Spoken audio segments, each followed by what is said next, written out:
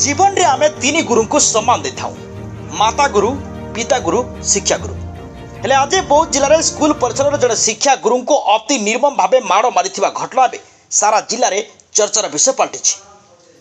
मिली सूचना अनुसार बौद्ध जिला कंटामाल ब्लॉक घिकुंडी पंचायत प्रथम विद्यालय में शिक्षादान करुवा समय श्रेणी गृह में पशि माड़ मारी अभियोग होती। उक्त विद्यालय में सहकारी शिक्षक रूपे कार्यरत हरिशंकर दास श्रेणी गृह में शिक्षादान करुवा समय उक्त ग्रामर विनोद महाकुड़ और मिथुन साहू दुई जन युवक स्कूल भीतर को जबरदस्त पशिले पर श्री दास को अभद्र भाषा में गाड़ीगुलज करने एक ठेंगा साहाय्य प्रबल माड़ मारी और स्कूल समस्त कागजपत्र फिंगा फोपड़ा करने शिक्षकों को पुलिस को खबर देले जीवन में मारिदेवा धमक देथिबा श्री दास कहते ए संपर्क में मरमुंडा थाना अभियोग करछंती कार्यरत शिक्षक। एठारे कही रखुचे सुवर्णपुर जिला सरधापाली ग्राम में विद्यालय ठारे होइतिबा दुर्घटना उक्त दुर्वृत्त घटाइतिबा जଣା पड़िछि। एठारे देखिबाकू रहिला बाकी केबे कार्यानुष्ठान ग्रहण करुछि मरमुंडा पुलिस। बौद्धर प्रशांत कुमार प्रधान का रिपोर्ट संभव टीवी ओडिया।